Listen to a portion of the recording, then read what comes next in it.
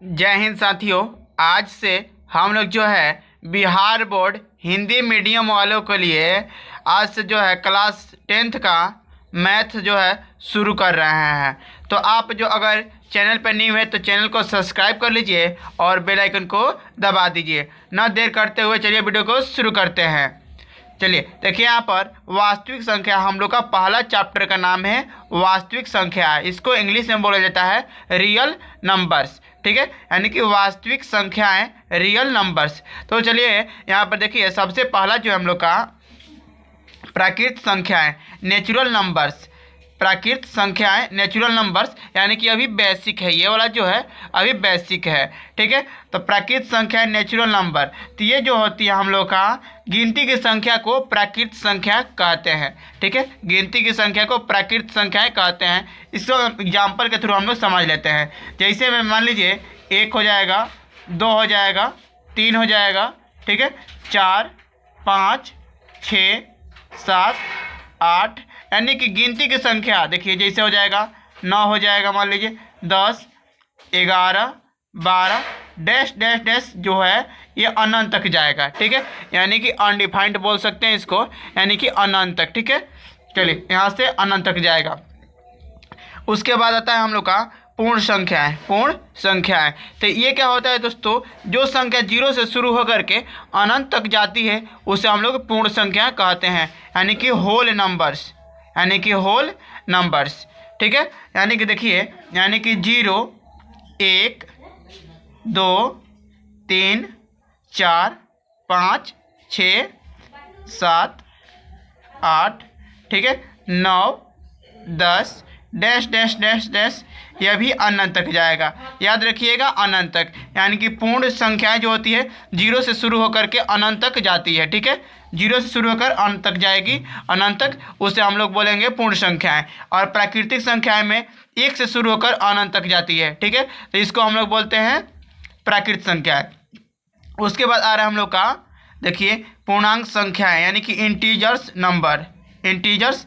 ठीक है, यानी कि देखिए ये जो होती है संख्याएं प्लस माइनस में दोनों में होती है, यानी कि 0 देखिए यहाँ पर हो जाएगा 0। अगर दाएं तरफ जाएंगे तो हमारा प्लस हो जाएगा, दाएं तरफ प्लस में जाएंगे। जैसे 1 हो जाएगा, 2 हो जाएगा, 3 हो जाएगा, 4। ठीक है, डैश डैश डैश यह भी इधर जाएगा तो दाएं तरफ अनंत तक जाएगा, यानी कि अनंत अनडिफाइंड हो गया। देखिए अगर माइनस तरफ जाएगा, जैसे -1, -2, -3, -4 डैश डैश डैश, इधर भी अनंत तक जाएगा। इसको हम लोग ऋणात्मक बोलते हैं, ऋणात्मक। ठीक है, इसको ऋणात्मक बोलेंगे। इधर जो जा गया है प्लस में उसको धनात्मक बोलेंगे, धनात्मक। आ रहा है समझ में, क्लियर हो रहा है। यानी कि जो माइनस में है उसको ऋणात्मक और जो प्लस में है उसको धनात्मक। ठीक है, अब चलिए हम लोग समझते हैं परिमेय संख्याएं। परिमेय संख्या, परिमेय संख्याएं यानी कि रेशनल नंबर्स। रेशनल नंबर यानी देखिए जो P/Q के रूप में लिखा जा सके उसे हम लोग परिमेय संख्या बोलते हैं ना। यानी कि जो P/Q के रूप में जो संख्या लिखा जा सके या P/Q के रूप में जो संख्या लिखा जा सके उसे हम लोग परिमेय संख्या कहते हैं। जहाँ जो Q नॉट इक्वल टू 0 होता है, Q नॉट इक्वल टू 0 होता है। जैसे मान लीजिए हम लोग ले लेते हैं, मान लीजिए कि 2/3 ले लेते हैं, 4/5 ले लेते हैं। ये जो संख्या है P/Q के रूप में लिखा गया है। ठीक है, लिखा जा रहा है। ठीक है, अब चलिए जो यहाँ पर Q जो होता है, Q जो होता है 0 के अलावा सभी होता है, 0 के अलावा सभी, यानी 0 छोड़ करके सभी संख्याएं जो यहाँ पर बाटा में हो सकती है। ठीक है, अब चलिए मान लीजिए √4 दोस्तों, इसका वर्गमूल 2 हो जाएगा, इसीलिए एक परिमेय संख्या है। ठीक है, मान लीजिए अगर यहाँ पर हम लोग ले लेते हैं 7 क्या है दोस्तों, यह भी परिमेय संख्या है क्योंकि इसके बाटा में हम लोग 1 लिख सकते हैं। ठीक है, इसके बाटा में 1 लिख सकते हैं। मान लीजिए 15, ये क्या है दोस्तों, यह भी एक परिमेय संख्या है क्योंकि इसके बाटा में 1 लिख सकते हैं। ठीक है, अब मान लीजिए √9, रूट का 9 क्या है, यह भी एक परिमेय संख्या है क्योंकि इसका वर्गमूल जो है 3 निकल जाएगा ना, इसका वर्गमूल 3 निकल जाएगा। बताइए -4/2 यह भी क्या है दोस्तों, -4/2 यह भी परिमेय संख्या है, माइनस के साथ यह भी परिमेय संख्या है क्योंकि ये इसके बटे में हम लोग 1 लिख सकते हैं। आपको क्लियर हो रहा है, ठीक है। चलिए ये सभी संख्या जो है ये परिमेय संख्या है, ठीक है। अब चलिए अपरिमेय संख्या हम लोग देखते हैं।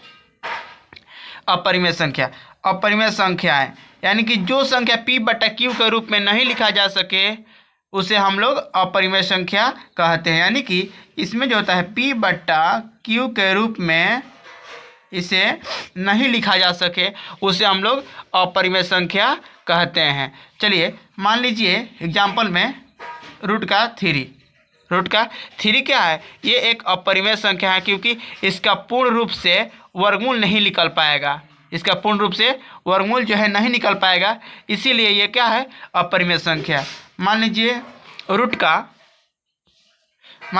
का ले लेते हैं हम लोग 7, यह भी क्या है दोस्तों, यह भी एक अपरिमेय संख्या है क्योंकि इसका वर्गमूल पूरा नहीं निकल पाएगा। मान लीजिए यहाँ पर हम लोग ले लेते हैं रूट का 8 भी ले लेते हैं, ठीक है। इसका भी वर्गमूल जो होता है पूरा नहीं निकल पाएगा क्योंकि इसका अगर मान लीजिए निकालेंगे तो 2√2 हो जाएगा ना, इसका फैक्टर करके निकालिएगा तो एगो बाहर निकल जाएगा 2, लेकिन एगो अंदर ही रह जाएगा, ये भी एक अपरिमेय संख्या है।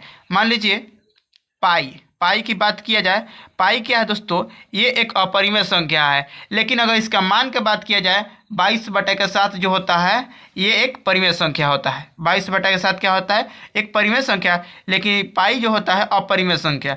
मान लीजिए बोला जाए 2 पाई भी एक जो है अपरिमेय संख्या है, ठीक है। मान लीजिए 3 पाई भी जो है एक अपरिमेय संख्या है, 3 पाई एक अपरिमेय संख्या है।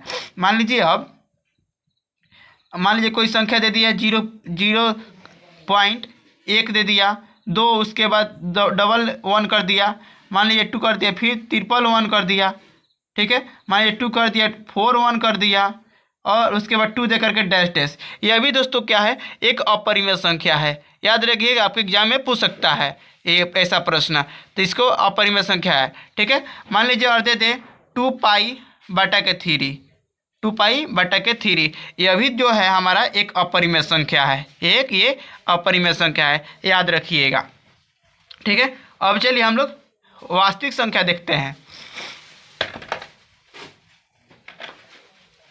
वास्तविक संख्या देखिए, वास्तविक संख्या यानी कि रियल नंबर्स, वास्तविक संख्या यानी कि रियल नंबर्स। देखिए यहाँ पर अभी जो भी संख्या इतना पढ़े अभी, परिमेय और परिमेय संख्याएं और अपरिमेय संख्याओं के मेल से जो भी संख्या बनता है उसे हम लोग बोलते हैं वास्तविक संख्याएं। तो यहाँ पर लिख सकते हैं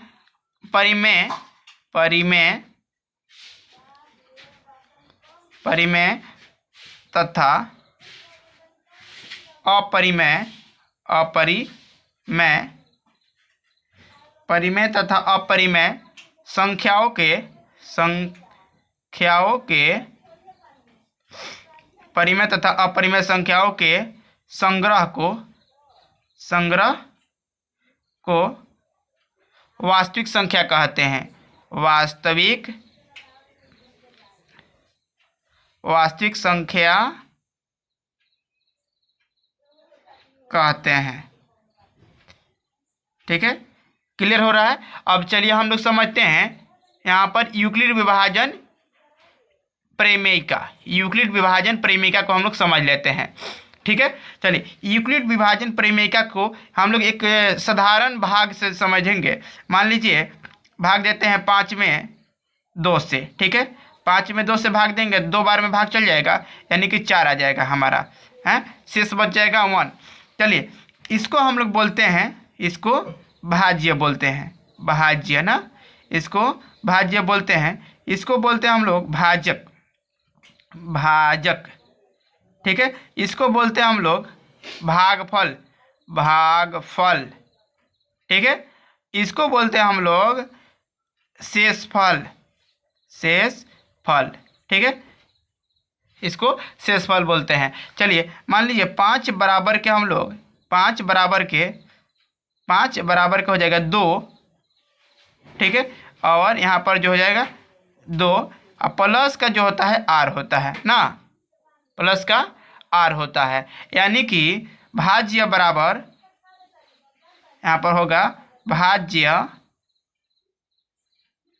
बराबर का हो जाएगा भाजक, भाजक गुणे भागफल ना, भाजक गुणे भागफल, यहाँ से हो जाएगा भागफल। अब प्लस का जो होता है शेष जो मेरा आया हुआ है वो हो जाएगा शेषफल, शेषफल। क्लियर हो रहा है, ठीक है। चलिए यहाँ से यानी कि भाजक को इसमें बोलते हैं यूक्लिड विभाजन एल्गोरिथम में या प्रमेयिका में, सॉरी प्रमेयिका में बोलते हैं, भाज्य को बोलते हैं हम लोग ए बोलते हैं, भाज्य को ए, यानी कि इसको ए बोलते हैं ना, और इसको भाजक जो होता है इसको बी बोलते हैं, ठीक है, बी। और इंटू हो जाएगा हमारा भागफल जो होता है, यानी कि इसको बोलते हैं हम लोग क्यू, इसको क्यू बोलते हैं, यहाँ पे क्यू हो जाएगा। और चलिए शेषफल ना, शेषफल को हम लोग बोलते हैं आर, ठीक है, इसमें आर बोलते हैं। तो ए बराबर के जो हो जाएगा बी क्यू प्लस का आर, यानी कि बी क्यू प्लस का आर, ठीक है दोस्तों। आया समझ में इस पूरा वीडियो? तो आप इस चैनल को सब्सक्राइब कर लीजिए और बेल आइकन को दबा दीजिए और एक बार वीडियो को लाइक कर दीजिए, एक छोटा सा प्यारा सा कमेंट कर दीजिए। मिलते हैं अगले वीडियो में। जय हिंद।